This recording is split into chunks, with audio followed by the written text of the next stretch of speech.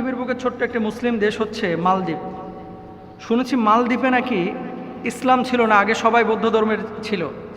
একটা দেশ কিভাবে রাতারাতি সবাই ইসলাম কবুল করলো, এ ব্যাপারে আপনার কাছে ইতিহাস জানতে চাই।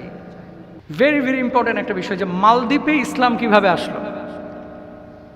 খুব ছোট দেশ, জনসংখ্যা 3,92,473 জন মাত্র। আচ্ছা, ইবনে বতুতা মরক্কোর একজন আপনার পৃথিবী ভ্রমণকারী। আসলে ইসলাম প্রবেশ করা শুরু করেছিল মালদ্বীপে 85 হিজরিতে। 85 হিজরিতে মালদ্বীপে ইসলাম প্রবেশ করা শুরু করেছিল খ্রিস্টীয় 7ম শতাব্দীতে তৎকালীন উমাইয়া খলিফা আব্দুল মালিক ইবনে মারওয়ানের আমলে। আপনি বলবেন যে সাগরের ভিতরে কিভাবে ইসলাম আসলো। শ্রীলঙ্কা থেকে মালদ্বীপের দূরত্ব 400 কিলোমিটার সাগর পথে। মালদ্বীপের চতুর্দিকে কিন্তু সাগর, মাঝখানে হচ্ছে মালদ্বীপ। এই সুন্দর একটা রাষ্ট্র যেখানে মানুষ হানিমুনে যায় এখন আনন্দ ফুর্তি করতে শুধু, তাই না? এই মালদ্বীপে ইসলামটা কিভাবে এসেছিল, ইবনে বতুতা মালদ্বীপে নেমেই দেখেন সবাই মুসলমান। উনি কল্পনা করলেন যে একটা দেশে এত মানুষ কিভাবে মুসলমান হতে পারে, জিজ্ঞাসা করলেন। তো ইতিহাস তিনি পড়ার পরে সেখানে এবং ইতিহাস সম্পর্কে জিজ্ঞেস করার পরে তিনি যে তথ্য জানিয়েছেন, একসময় 1100 শতকের দিকে একটা আরব্য বণিক দল জাহাজে করে ওই সাগর পথ পাড়ি দিচ্ছিলেন। ঠিক সেই সময় জলোচ্ছ্বাস এবং ঝড়ের কবলে পড়ে জাহাজটা ডুবে যায়। এই জাহাজের মধ্যে একজন কোরআনের হাফেজ ছিলেন, তার নাম হচ্ছে আবুল বারাকাত ইউসুফ আল বারবারি আল মাগরিবি। আবুল বারাকাত ইউসুফ আল বারবারি আল মাগরিবি মরক্কোর সম্ভবত এই যুবক ছিল। তো সমস্ত মানুষ জাহাজ ডুবে মারা গেল, একটা তক্তা ভাসতে লাগলো। ওই তক্তাটার উপরে ভর করে তিনি এই মালদ্বীপের ভূখণ্ডের পাশে এসে পৌঁছালেন। তো পুরো জাহাজ শেষ, তিনি মারা গিয়েছেন। তো মারা যাওয়ার পরে উনি কী করলেন, মালদ্বীপে উঠলেন। ওঠার পরে দেখেন যে সামান্য কিছু মানুষ এই দ্বীপে বসবাস করে। একজন বৃদ্ধকে তিনি পেলেন, সে বৃদ্ধ তাকে আশ্রয় দিল। তো তিনি কাঠ সংগ্রহ করে সেই জায়গাটায় বসবাস করতেন। আচ্ছা, হঠাৎ একদিন কাঠ সংগ্রহ করে তিনি বাড়িতে ফিরছেন, এমন মুহূর্তে দেখলেন বৃদ্ধ খুব কান্না করতেছে। কান্না যখন করতেছে বললেন যে আপনি আমাকে আশ্রয় দিয়েছেন, আপনি কি কারণে কান্না করতেছেন, আমি কি জানতে পারি? এরপরে তিনি বললেন যে আমাদের এই ভূখণ্ডটা যেহেতু সাগরের মাঝখানে, প্রতি বছর একটা নির্দিষ্ট সময় জ্যোতিষীরা গণকরা আমাদেরকে বলে যে একজন নারীকে উৎসর্গ করতে হবে সাগরে জীবন দিয়ে, তাহলে এই সাগর উত্তাল হবে না, আমাদের এই ভূখণ্ডকে ঠিক রাখবে।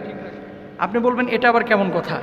আচ্ছা, মালদ্বীপে 1100 শতকের কথা আমি বলতেছি, কিন্তু উমর রাদিয়াল্লাহু তাআলা আনহুর জামানায়, আপনারা নিশ্চয়ই জানেন ইতিহাস, আমর ইবনুল আস রাদিয়াল্লাহু তাআলা আনহু যখন মিশরের গভর্নর, উমর রাদিয়াল্লাহু তাআলা আনহুর জামানায় মিশরের নীল নদের পানি শুকিয়ে যাইতো প্রতি বছর। তো সেখানেও কিন্তু কুমারী নারীদেরকে উৎসর্গ করা হতো নদীর মধ্যে। এদেরকে উৎসর্গ করলে মানে মেরে ফেলা হতো, ওখানে জীবন দিতে হতো। জীবন দিলে তারপর আবার নদীর পানি ঠিক হতো। আসলে এমনি ন্যাচারালি এটা ঠিক হতো, কিন্তু মানুষের এটা ভুল ধারণা ছিল। উমর রাদিয়াল্লাহু তাআলা আনহুর কাছে আমর ইবনুল আস যখন চিঠি লিখলেন, আমর ইবনুল আস রাদিয়াল্লাহু তাআলা আনহু চিঠি লেখার পর উমর রাদিয়াল্লাহু তাআলা আনহু মিশরের নীলনদকে আদেশ করেছিলেন, ও নীলনদ, যদি তুমি আল্লাহর আদেশে প্রবাহিত হয়ে থাকো তাহলে আমি খলিফা ওমর আদেশ করতেছি মানুষের কল্যাণে তুমি প্রবাহিত হয়ে যাও। আর যদি তুমি নিজেই তোমার গতি, তোমার ধারাবাহিকতা, তোমার জলোচ্ছ্বাস, তোমার ঢেউ যদি নিয়ন্ত্রণ করে থাকো, তাহলে তোমার ইচ্ছা তুমি বাস্তবায়ন করো। তা আল্লাহর আদেশে যেহেতু নীলনদ প্রবাহিত হয়, যে চিঠিটা ওমর রাদিয়াল্লাহু তাআলা আনহু লিখেছিলেন, আমর ইবনুল আস রাদিয়াল্লাহু তাআলা আনহু ওই চিঠিটা নীলনদের মধ্যে নিক্ষেপ করলেন। নিক্ষেপ করার সঙ্গে সঙ্গে নীলনদের সমস্ত পানি জোয়ার এসে গেল।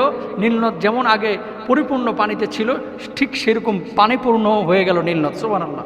এটা উমর রাদিয়াল্লাহু তাআলা আনহু জামানার ঘটনা বলতেছি।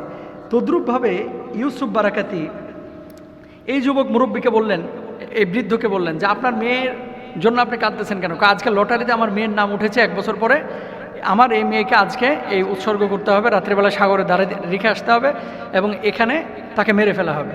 তো যাই হোক, কে মেরে ফেলে? মূলত জিনের আসর ছিল, যেটাকে ইতিহাসবেত্তারা দৈত্যাকার একটা অবস্থা বলেছেন। মারা যাইতো ভয়ে আতঙ্কে। তো তখন এই যুবক যেহেতু কোরআনের হাফেজ ছিলেন, তিনি বললেন যে আমি এখানে অবস্থান করব এবং আপনি আমাকে সাজা গুছায় দেন, আপনার মেয়েকে দেওয়ার দরকার নেই। তো সাজা গুছায় দেওয়া হয়েছে, তাকে সাগরে ওখানে রেখে আসা হলো। রাজার সমস্ত সৈন্যরা অপেক্ষা করতেছে। পরবর্তী দিন সকালে আবার এরা এসে লাশ নিয়ে যায়। তো কোরআনের হাফেজ ছিল, তো ওখানে যাওয়ার পরে আল্লাহকে সাক্ষী রেখে বলেছে, আল্লাহ হায়াত মৌতের মালিক আপনি, এই সাগরের জলোচ্ছ্বাসের মধ্যে থেকে আপনি আমাকে রক্ষণাবেক্ষণ করেছেন। আল্লাহ যদি আজকে রাত্রে আমি মারা যাই, এই মানুষগুলো আমাকে আমার লাশটাকে নিয়ে যে দাফন করে দেবে, কিন্তু কোরআনের বদৌলতে যদি আপনি আমাকে রক্ষা করেন তাহলে মানুষগুলোর মাঝখানে আমার দাওয়াতি কাজ করাটা সহজ হবে।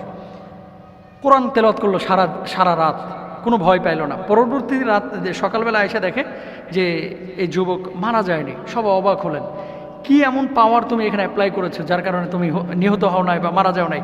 একটাই পাওয়ার, কোরআনের পাওয়ার। বলছে সেটা কোন কোরআন? তখন কিন্তু সবাই মুসলমান হয় নাই, এটা হচ্ছে আল্লাহর বাণী কোরআন। পরবর্তী বছর 1 বছর, তখন ঈমান আনে নাই সবাই। 1 বছর পরে তিনি আবার বললেন যে আমাকে পরবর্তী রাতেও রাখা হোক, আমি এখানে থাকতে পারবো।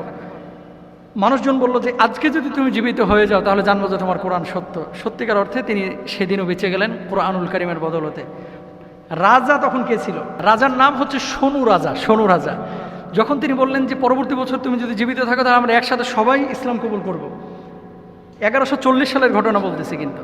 তো পরবর্তী বছরও যখন তিনি জীবিত থাকলেন, এই শনু রাজা তখন বললেন যে এর কিতাব মিথ্যা হতে পারে না, এই লোকটা মিথ্যা হতে পারে না। সাথে সাথে এই ভূখণ্ডের পুরো রাষ্ট্রের সবাই একসাথে ইসলাম কবুল করলেন। সুবহানাল্লাহ।